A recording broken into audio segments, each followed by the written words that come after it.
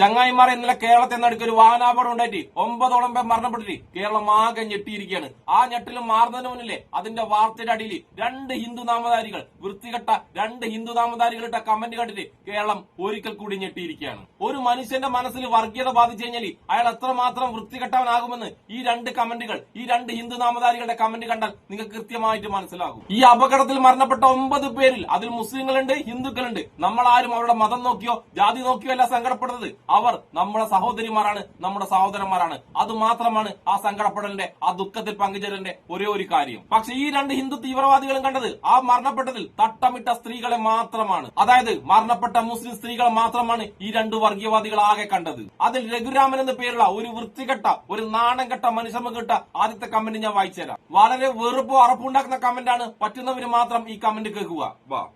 ഹൂറിമാരിയും മദ്യപ്പൊഴിയെ സ്വപ്നം കണ്ട് ജീവിക്കുന്ന സ്വപ്നലോക ഹിക്കമാർ വിഭാഗമാണോ അപകടത്തിൽപ്പെട്ടത്? മുറിയണ്ടിപ്പുറം ആയതുകൊണ്ട് ചോദിച്ചതാ. മിനി താലിബാനിപ്പുറം.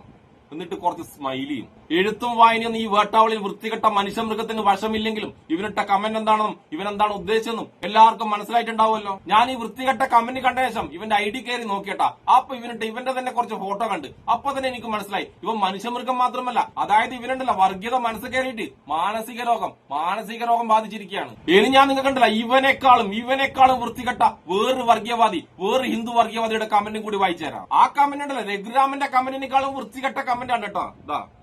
വിജയ് കുമാർ എന്നാണ് ഈ വൃത്തികെട്ട 2ാമത്തെ മനുഷ്യമൃഗത്തിന്റെ പേര്. ഹിന്ദുക്കൾ ഹൃദയത്തിൽ വെച്ച് ആരാധിക്കുന്ന ഭഗവാൻ ശ്രീകൃഷ്ണന്റെ മുന്നിൽ കണി കാണാൻ കുഴിമന്തിയും ബീഫും വിളമ്പി വെച്ച് ഹിന്ദു ദൈവങ്ങളെയും ഹിന്ദുക്കളെയും അവമാനിച്ച മുസ്ലിം തീവ്രവാദികളുടെ ദുഷിച്ച ചെയ്തികളിൽ നിരപരാധികൾ വരെ ദൈവകോപത്തിന് ശിക്ഷ അനുഭവിക്കേണ്ടി വരും. അതാണ് ഇവിടെ സംഭവിച്ചതും. മാപ്പർഹിക്കാത്ത പ്രവൃത്തി അത് മുസ്ലിം കുലം മുഴുവൻ അനുഭവിച്ചേ തീരൂ. നിങ്ങൾ പറഞ്ഞാട്ടെ, മനുഷ്യനായ ഒരാൾക്ക്, ഹൃദയത്തിൽ അല്പമെങ്കിലും മനുഷ്യത്തുള്ള ഒരാൾക്ക് ഇതുപോലത്തെ വൃത്തികെട്ട കമന്റിടാൻ പറ്റുമോ? മനുഷ്യത്വത്തിന്റെ എന്തെങ്കിലും ഒരു കണിക, ഒരു ചെറിയ കണിയെങ്കിലും ഇവന്റെ മനസ്സിലുണ്ടെങ്കിൽ ഈ വേട്ടാവളി ഉണ്ടല്ല, ഈ വർഗീയവാദിക്ക് ഇതുപോലൊരു കമന്റ് ഒരിക്കലും എഴുതാൻ പറ്റില്ല. ഇതിന്റെയൊക്കെ അർത്ഥം ഉണ്ടല്ല, ഇവരെപ്പോലത്തെ വർഗീയവാദികൾക്ക് മനുഷ്യത്വത്തിന്റെ ഒരു കണിക പോലും ഇവരുടെ മനസ്സിലൊന്നും അവശേഷിക്കുന്നില്ല. പിന്നെ നിങ്ങൾ വിചാരിക്കും ഇതൊക്കെ ഫേക്ക് ഐഡി ആണെന്ന്. ഒരു ഫേക്ക് ഐഡി അല്ലട്ടാ, ഇതൊക്കെ ഇവരുടെ ഒറിജിനൽ ഐഡി ആണ്. ഒറിജിനൽ ഐഡി, മുഖം വെച്ച ഒറിജിനൽ ഐഡി. ഇതിൽ വിജയ് കുമാർ എന്ന് പേരുള്ള 2ാമത്തെ വട്ടാവളി ഉണ്ടല്ലോ, വർഗീയവാദി, അവനുണ്ടല്ലോ അവന്റെ ഐഡി ഒക്കെ ബ്ലോക്ക് ചെയ്തിട്ട് അവനങ്ങ് മുങ്ങി. പക്ഷെ ആദ്യത്തെ രഘുരാമൻ ഉണ്ടല്ലോ, അവന്റെ കമന്റും അവന്റെ ഐഡി ഉണ്ടല്ലോ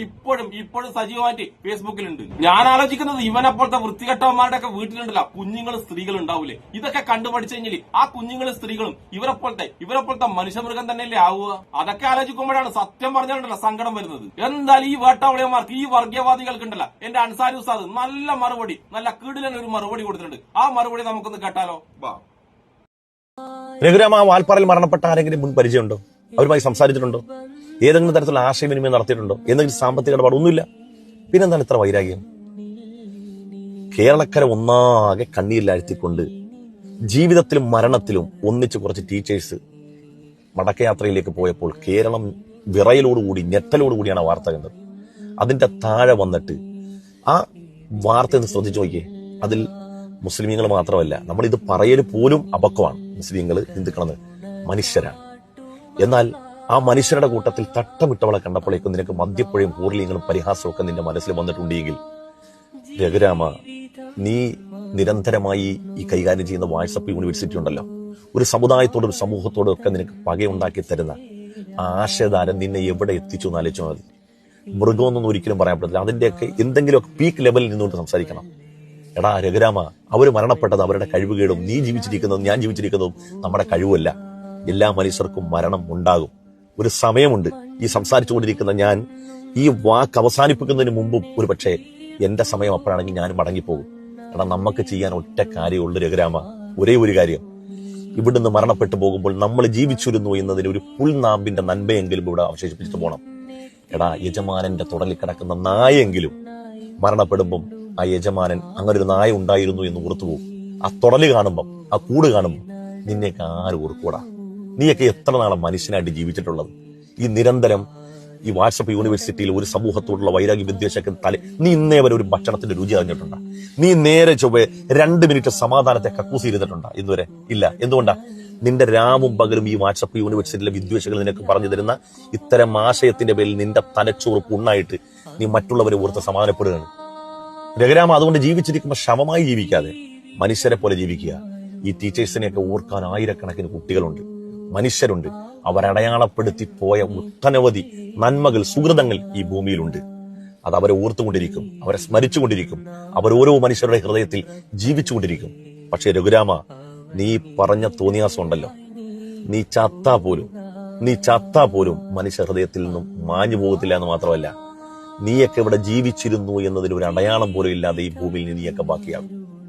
അതുകൊണ്ട് ഇനിയെങ്കിലും നല്ലത് ചിന്തിച്ച്, നല്ലത് പ്രവർത്തിച്ച്, ഈ തിന്മകളിൽ നിന്നും, ഈ വൈരാഗ്യ യൂണിവേഴ്സിറ്റികളിൽ നിന്നൊക്കെ മാറി നിന്നുകൊണ്ട് ജീവിതത്തിൽ ഒരു നിമിഷമെങ്കിലും മനുഷ്യനായി ജീവിച്ച്, കഴിക്കുന്ന മന്തി ഉണ്ടല്ലോ അതിന്റെ രുചി ആസ്വദിച്ചു, കുടിക്കുന്ന വെള്ളത്തിന്റെ ആ രുചി ആസ്വദിച്ച് ഒരു ദിവസമെങ്കിലും അല്ലെങ്കിൽ ഒരു നിമിഷമെങ്കിലും ജീവിക്കടാ.